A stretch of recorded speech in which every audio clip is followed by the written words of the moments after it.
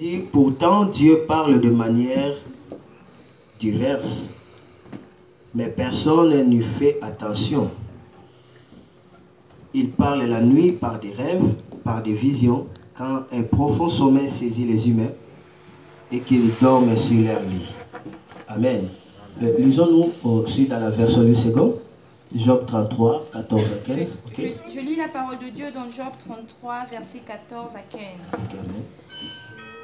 Dieu parle cependant, tantôt d'une manière, tantôt d'une autre, et l'on n'y prend point garde. Il parle par des songes, par des visions nocturnes, quand les hommes sont livrés à un profond sommeil, quand ils sont endormis sur leur couche. Amen. Merci, je vais vous asseoir. On a compris que Dieu nous parle de diverses manières. Il nous parle par des songes. Mais l'homme n'arrive pas à faire quoi? À comprendre. Amen. Alors, un petit récapitulatif rapidement de ce qu'on avait vu hier. Nous avons essayé de donner la définition de songe par le Saint-Esprit, par la révélation de ce que le Saint-Esprit m'avait révélé.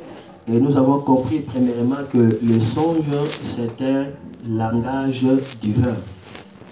Lorsque nous recevons les songes, nous allons retenir ça, que Dieu est en train de nous lancer un langage. C'est à nous de décortiquer ce qu'il veut dire. Et deuxièmement, le songe, c'est un vase communicant. Par le songe, Dieu nous communique un message. C'est à nous de décortiquer et de comprendre ce qui est caché. Troisièmement, le songe, c'est le miroir de l'esprit. Par le songe, nous arrivons à découvrir les réalités spirituelles. Et quatrièmement, nous avons vu que le songe, c'est un événement qui se déroule dans les sphères spirituelles et dont la manifestation physique se révélera dans le concours du temps et des circonstances. Donc nous avons compris que dans chaque songe, il s'agit d'un événement.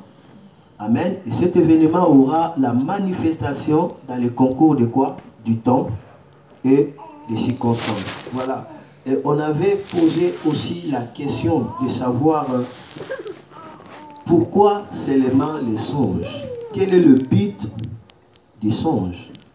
Et là, nous avons donné la réponse selon Job, chapitre 33, le verset 8 à 18. Et là, nous allons comprendre le but de songe. Premièrement, on avait vu hier directement que dans les songes, Dieu nous donne la réponse. Dieu nous répond par les songes. Job était tourmenté, était troublé, il s'est posé de diverses questions. Pourquoi ma souffrance? Qu'est-ce que j'ai fait? Tellement Job n'avait pas de réponse. Après, Job commence à mener Dieu dans le jugement. Job commence à reprocher Dieu. D'accord?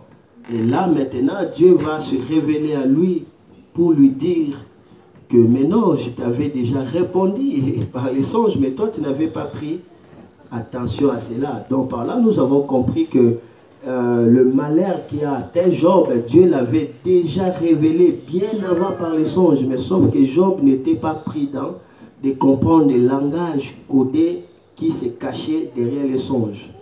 Vous savez, il y a beaucoup de choses qui nous arrivent parce que tout simplement on n'était pas sensible dans le langage de Dieu, tout simplement on ne comprenait pas ce que Dieu voulait nous dire. Après on est surpris, des choses arrivent. Donc on comprend que Job ne comprenait pas le langage de Dieu.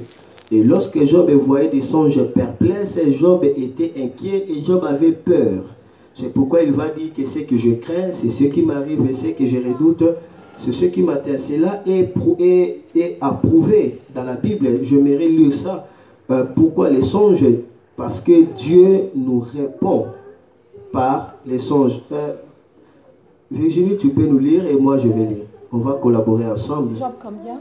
33. Verset 12 à 15. Écoutez un peu cette lecture. Non. Prends Job 33. Oui, c'est ça. Verset 12 à 15. Ok.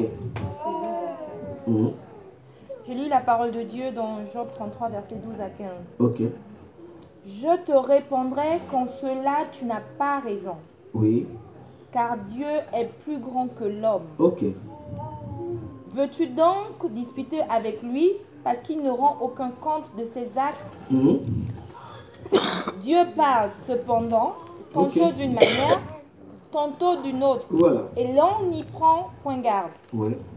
Il parle par des songes, par des visions nocturnes, quand les hommes sont livrés à un profond sommeil. Ok.